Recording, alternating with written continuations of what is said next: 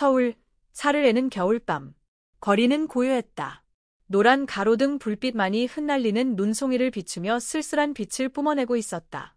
김정숙 여사는 낡은 목도리를 단단히 조이며 추위에 떨리는 마른 손을 꼭 움켜쥐었다. 하지만 바깥의 추위보다도 그녀의 가슴 속을 파고드는 싸늘한 냉기가 더욱 시렸다. 그녀는 서 있었다. 아들의 집 앞에서. 한때는 남편이 세상을 떠난 후 그녀에게 남은 유일한 안식처였던 곳. 그러나 지금 그것은 그녀에게 너무나도 차갑고 잔인하고 낯선 곳이 되어 있었다. 제발요, 엄마. 여기서 나가주세요. 아들 강민호의 목소리가 차가운 밤 공기를 가르며 울려 퍼졌다. 그의 말에는 망설임도 미련도 없었다. 단 한 줌의 연민조차 느껴지지 않았다. 김정숙 여사는 아들을 뚫어지게 바라보았다. 믿을 수 없었다. 민호야, 너 지금 뭐라고 했니? 한밤중에 이 추운 날 엄마더러 어디로 가라는 거니? 어디든 가세요. 다만 여기에는 있지 마세요. 아들의 옆에 서 있던 채지에 그녀의 며느리는 팔짱을 낀 채 무심한 표정을 짓고 있었다. 예쁜 얼굴에는 오로지 경멸과 냉소만이 서려 있었다. 마치 김정숙 여사가 그들의 삶의 불청객이라도 된 것처럼. 어머님, 저희도 어쩔 수 없어요. 민호를 위해서라도 그냥 이해해주세요. 이해해달라고. 김정숙 여사는 쓰게 웃었다. 민호야, 내가 엄마와 함께 있는 것이 그렇게 힘든 일이니? 결국 엄마를 거리로 내쫓겠다는 거야. 이게 내가 어머니에게 베푸는 은혜란 말이니? 민호는 시선을 피했다. 그러나 그 순간 지혜가 냉랭한 목소리로 끼어들었다. 은혜요. 어머님, 민호가 어머님께 빚이라도 졌다는 말씀이세요. 민호는 이제 가정을 꾸렸고 저희는 저희의 삶이 있어요. 어머님께서 언제까지 아들에게 기대 살 수는 없는 거잖아요. 순간 그녀의 가슴이 무너져 내렸다. 기대? 그녀의 목소리가 갈라졌다. 내가 너희에게 짐이 되었니? 민호는 이를 악물었지만 결국 그녀가 가장 듣기 싫었던 말을 내뱉고 말았다. 엄마, 얘 아직도 모르세요. 저희도 저희 인생이 있어요. 이 집에는 엄마의 자리가 없어요. 그 말은 칼이 되어 그녀의 심장을 찔렀다.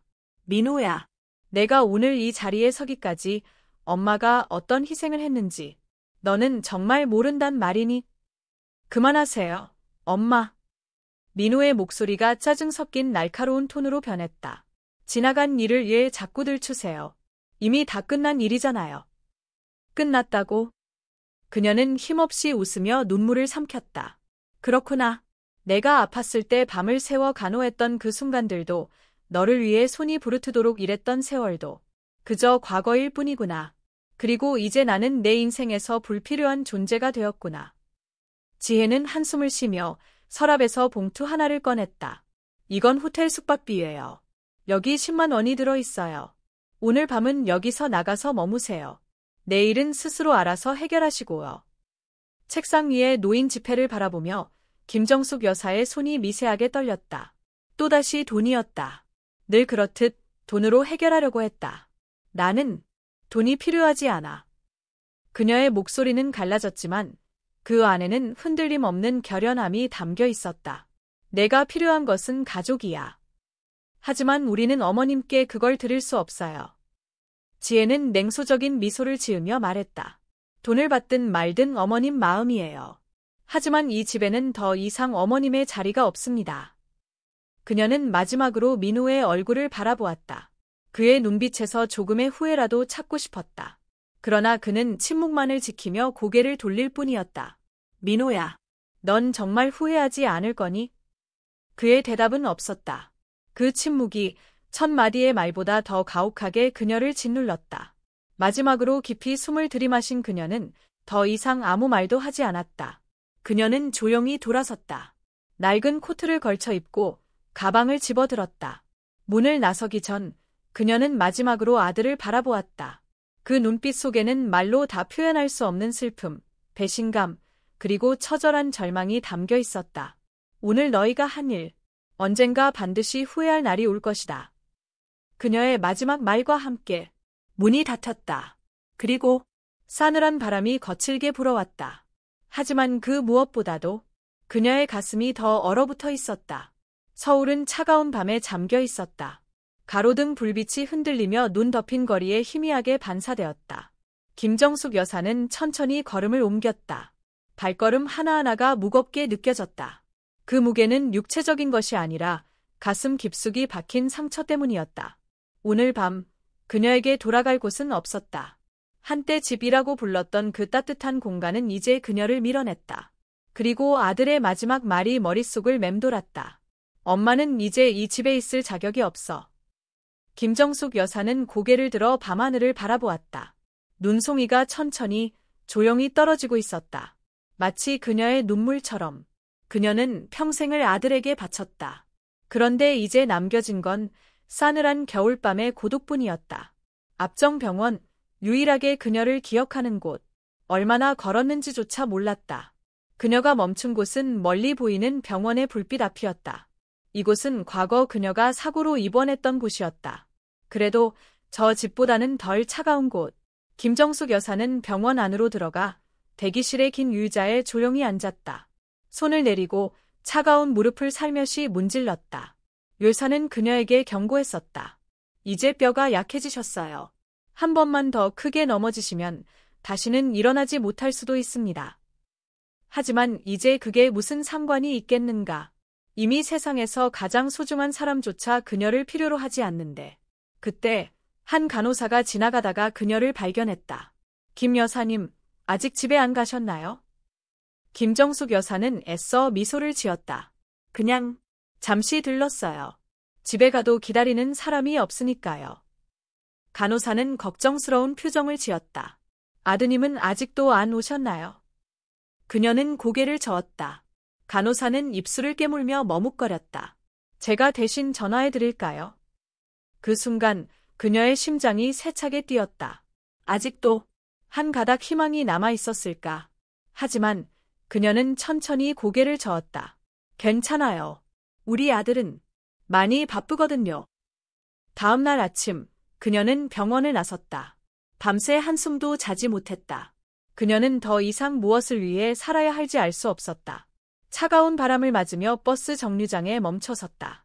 사람들은 저마다 바쁘게 하루를 시작하고 있었다. 예전에 그녀도 그랬다.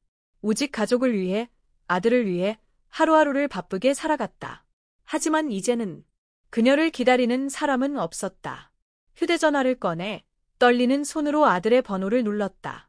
신호음이 길게 울렸다. 그러나 아무도 받지 않았다. 한 번 더. 여전히 받지 않았다. 세 번째. 고객이 전화를 받을 수 없습니다. 연결이 불가능합니다. 손에서 휴대전화가 미세하게 떨렸다. 그녀는 스스로를 다독였지만 흐려진 시야를 멈출 수 없었다. 민호야, 엄마가 얼마나 너를 기다렸는지 너는 알고 있니? 그녀는 무심결에 속삭였다. 주변의 사람들이 그녀를 힐끗 쳐다봤지만 그녀는 이제 신경 쓰지 않았다. 앞정 우연한 마주침, 아들은 이미 새로운 가족이 있었다. 사흘 후 그녀는 직접 아들을 찾아가기로 결심했다. 어쩌면 무슨 오해가 있을지도 모른다. 분명 아들은 그녀를 완전히 버리지는 않았을 것이다. 그녀는 아들이 사는 아파트 앞에 섰다. 그러나 초인종을 누를 용기가 나지 않았다. 혹시라도 아들이 다시 차갑게 문을 닫아버리면 그녀는 그 생각만으로도 가슴이 미어졌다. 그때 현관문이 열렸다. 그리고 그녀가 본 광경은 그녀의 심장을 얼려버렸다. 문 앞에 선 사람은 단순히 아들과 그의 아내 최지혜만이 아니었다. 지혜의 부모님도 함께였다. 그들은 웃으며 집을 나섰다. 지혜는 어머니의 팔짱을 끼며 다정하게 말했다. 엄마, 예약한 식당으로 가요. 우리 지혜는 정말 살뜰하구나. 그리고 그 순간 아들이 그녀를 향해 지었던 적 없는 다정한 미소로 어머니, 가방은 제가 들어드릴게요. 라고 말했다. 순간 그녀의 모든 것이 무너졌다. 한 번도 자신에게 그런 표정을 보여주지 않았던 아들이 그토록 다정한 손길로 다른 여인을 어머니라 부르고 있었다. 마치 그녀가 존재한 적도 없었던 것처럼. 김정숙 여사는 조용히 몸을 돌렸다. 더 이상 볼 필요가 없었다. 그녀는 더 이상 아들의 인생에 속하지 않았다. 그녀는 새로 구한 작은 고시원 방으로 돌아왔다. 겨우 몇 평 남짓한 공간. 낡은 나무 탁자 하나, 딱딱한 매트리스 한 장. 하지만 최소한 여기에는 차가운 말들도 닫히는 문도 없었다. 탁자 위에는 차갑게 식은 밥 한 그릇이 놓여 있었다. 숟가락을 들었지만 한 입도 삼킬 수 없었다. 그녀는 문득 떠올렸다. 어릴 적 민호와 함께한 식사들. 항상 좋은 반찬을 먼저 내주며 자신은 가장 늦게 먹었던 그 시절. 엄마는 괜찮아. 민호야. 너 많이 먹어. 그때는 아들이 맛있게 먹는 것만으로도 행복했는데 이제는 그런 날조차 사라졌다. 한숨을 삼키며 그녀는 숟가락을 내려놓았다. 그리고 조용히 중얼거렸다. 민호야. 어릴 때 너는 엄마한테 뭐라고 했더라. 엄마가 내 인생에서 가장 소중한 사람이야. 그런데 이제 엄마는 내 인생에서 뭐지? 입술을 꽉 깨물었지만 쓰디쓴 서러움이 그녀를 집어삼켰다. 그날 밤 그녀는 창가에 앉아 희미한 가로등을 바라보았다. 처음으로 그녀는 자기 자신을 생각했다. 아들이 더 이상 나를 필요로 하지 않는다면 이제는 나를 위해 살아야겠지. 그녀의 눈빛이 변했다. 더 이상 누구도 그녀를 버릴 수 없다. 그녀는 이제 아무도 기다리지 않을 것이었다. 3개월이 지났다. 김정숙 여사가 집에서 쫓겨난 그날 밤으로부터 3개월이 흘렀다. 그녀의 삶은 이제 좁은 월세방에서 홀로 보내는 나날이었다. 전화도 없었다. 찾아오는 사람도 없었다. 그녀는 침묵에 익숙해지려고 노력했지만 가슴 속의 공허함에는 익숙해질 수 없었다. 그러던 어느 날 그녀가 간단한 식사를 준비하고 있었다. 그저 맑은 죽 한 그릇과 김치 몇 조각. 그때 갑자기 전화벨이 울렸다. 김정숙 여사의 손이 멈췄다. 화면에는 강민호라는 이름이 떠 있었다. 손끝이 떨렸다. 그녀는 조심스럽게 전화를 받았다. 민호야. 잠시 정적이 흘렀다. 그리고 너무나도 낯선 목소리가 들려왔다. 엄마, 잘 지내세요. 한때는 따뜻해야 할 안부 인사. 하지만 그녀는 바로 알아차렸다. 그것은 걱정이 아니라 마지못해 건네는 형식적인 말이었다. 민호야, 무슨 일이니? 민호가 깊이 숨을 들이마셨다. 엄마, 할 얘기가 있어요. 만나서 이야기할 수 있을까요? 가슴이 철렁 내려앉았다. 아들이 자신을 찾아올 때는 언제나 이유가 있었다. 그리고 그 이유는 결코 좋은 일이 아니었다. 오늘 서울역 근처 카페에서 뵐 수 있을까요? 앞정 냉정한 제안. 김정숙 여사는 약속 시간보다 일찍 도착했다. 카페 한쪽 구석에 앉아 손에 낡은 털목도리를 꼭 쥐었다. 무엇을 기대하고 있는지 자신도 몰랐다. 하지만 희망은 버릴 수 없었다. 혹시나 아들이 엄마가 보고 싶었다고 말해줄지도, 혹시나 후회하고 있다고 말해줄지도. 그러나 카페 문을 열고 들어온 강민호의 눈빛에는 그런 감정이 전혀 없었다. 그의 표정은 긴장과 당황스러움으로 가득 차 있었다. 오랜만이에요, 엄마. 그는 테이블에 앉으며 아메리카노를 시켰다. 그리고 그녀를 마주보며 잠시 머뭇거렸다. 김정숙 여사는 씁쓸한 미소를 지었다. 그래, 나도 오랜만이다. 민호는 입술을 한번 적시고 곧장 본론을 꺼냈다. 엄마, 부탁이 있어요. 그녀는 찻잔을 내려놓았다. 말해봐라. 민호는 가방에서 서류 한 장을 꺼냈다. 그리고 그것을 테이블 위에 올려놓았다. 여기에 서명해 주세요. 김정숙 여사는 천천히 그 서류를 바라보았다. 이게 무슨 서류나? 민호는 숨을 깊이 들이마셨다. 엄마 집의 소유권을 나에게 넘기는 위임장입니다. 그녀의 심장이 철렁 내려앉았다. 순간 손끝까지 얼어붙는 것 같았다. 뭐라고 했니? 민호는 그녀의 눈을 피하며 말했다. 엄마도 아시잖아요.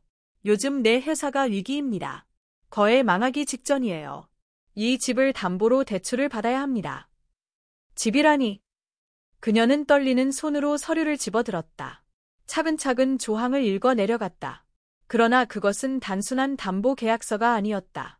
집의 소유권을 완전히 넘기는 계약서였다. 만약 그녀가 서명하면 집은 더 이상 그녀의 것이 아니었다. 모든 것이 한순간에 사라지는 것이었다. 그녀는 천천히 고개를 들었다. 아들의 눈을 똑바로 바라보았다. 민호야, 너는 죄책감도 없니? 민호는 입술을 깨물었다. 엄마, 나도 어쩔 수 없어요. 어쩔 수 없다고? 그녀의 목소리가 떨렸다. 너는 나를 집에서 쫓아냈어. 나에게 한 번도 연락하지 않았어. 그런데 지금 돈이 필요하니까 날 찾은 거니? 민호는 아무 말도 하지 않았다. 그러나 그의 표정에는 후회가 아닌 불만이 서려 있었다. 엄마, 현실적으로 생각해 보세요. 어차피 그 집은 나중에 내 것이 될 거잖아요. 그러면 지금 넘겨주나, 나중에 넘겨주나 무슨 차이가 있어요.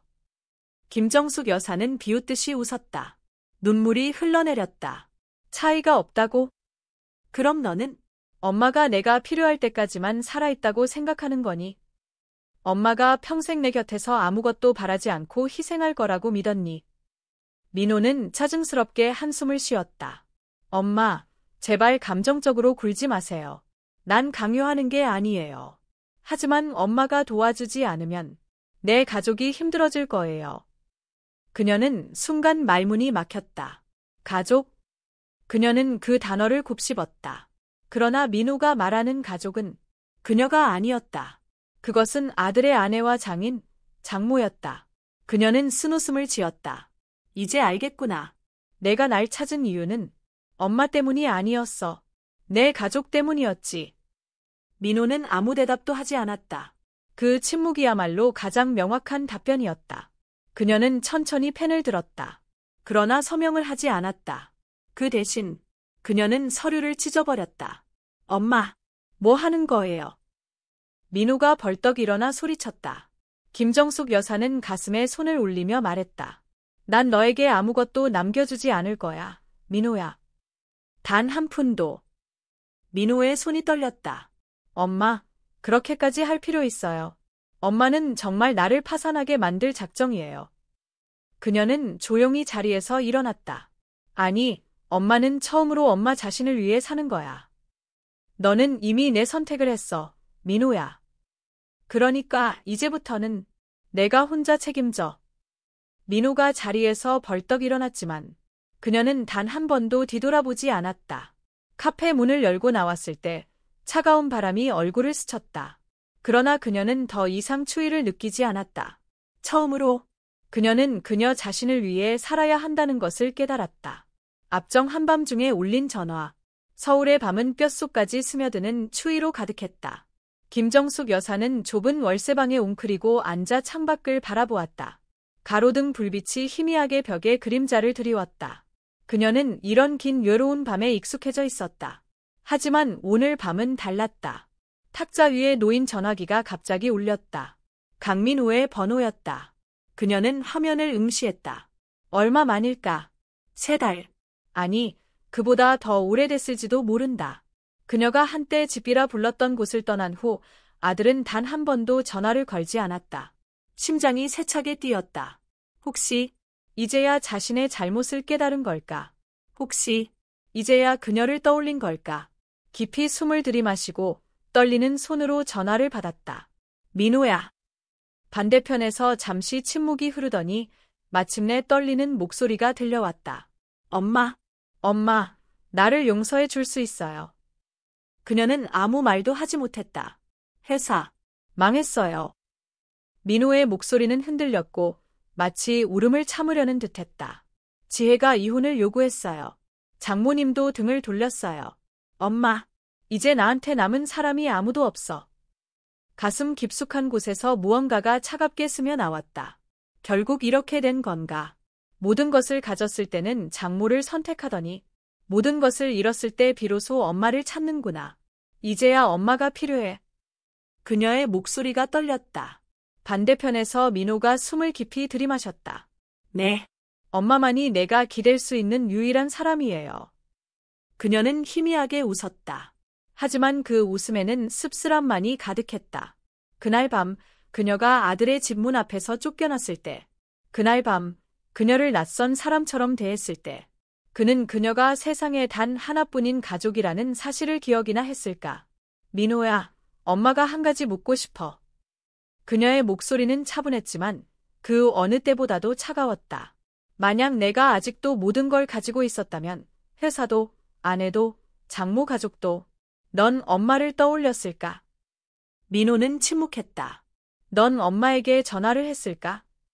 침묵이 길어졌다. 그녀는 대답을 들었다. 그녀는 전화를 끊었다. 민호는 다시 전화를 걸었다. 한 번, 두 번, 세 번. 그러나 그녀는 더 이상 받지 않았다. 그녀는 얼마나 오랫동안 이 전화를 기다려왔을까? 얼마나 많은 밤을 아들의 연락을 기다리며 보냈을까? 하지만 이 전화는 너무 늦게 왔다. 앞정 새로운 삶 더 이상 기다리지 않기로. 다음 날, 김정숙 여사는 작은 방을 정리했다. 아들에 대한 기억은 이제 희미한 과거가 되어 가고 있었다. 탁자 위에 놓인 병원 진료 기록지를 바라보았다. 여사는 빠른 치료를 받지 않으면 걷지 못할 수도 있다고 했다. 하지만 누가 그녀를 돌봐줄 것인가? 아니, 이제 그녀는 더 이상 누구의 도움이 필요하지 않았다. 평생을 다른 사람을 위해 살아왔다. 처음으로 그녀는 자신만을 위한 삶을 살고 싶었다. 오래된 적금 통장을 꺼냈다. 많지는 않지만 새 출발을 하기엔 충분한 돈이었다. 아들을 위해서도 누구를 위해서도 아닌 오직 자신을 위해서. 앞정 현대 사회와 무관심. 김정숙 여사의 이야기는 특별한 것이 아니다. 오늘날 수많은 부모들이 평생을 바쳐 자식을 키우고 모든 것을 희생한다. 그러나 나이가 들면 그들은 잊힌다. 현대 사회는 점점 더 이기적이 되어 간다. 사람들은 물질적인 것을 가장 우선시하며 자신을 위해 희생했던 사람들을 쉽게 외면한다. 모든 것이 잘 될 때는 부모를 잊고 모든 것을 잃었을 때만 가족을 찾는다. 강민호 같은 자식들은 드물지 않다. 성공했을 때는 새로운 관계를 줬고 부모를 고향에 남겨둔 채 잊어버린다. 하지만 실패했을 때 다시 돌아와 용서를 구한다. 그러나 사랑과 가족은 이용하는 것이 아니다. 김정숙 같은 어머니들도 많다. 그들은 기다리고 참으며 자식이 언젠가 깨닫기를 바란다. 하지만 어떤 잘못은 시간이 지나도 용서할 수 없다. 어쩌면 이제는 기다릴 필요가 없을지도 모른다. 앞정 열린 결말 당신이라면 어떻게 하겠는가? 김정숙 여사는 선택할 수 있다. 아들을 용서하고 다시 희생하는 삶을 살 수도 있다. 혹은 이제는 자신의 삶을 찾아가며 더 이상 상처받지 않는 길을 갈 수도 있다. 그녀는 어떻게 해야 할까? 당신이라면 어떤 선택을 하겠는가? 한 가지 확실한 것은 가족의 사랑은 거래할 수 있는 것이 아니다. 부디 너무 늦기 전에 깨닫길 바란다.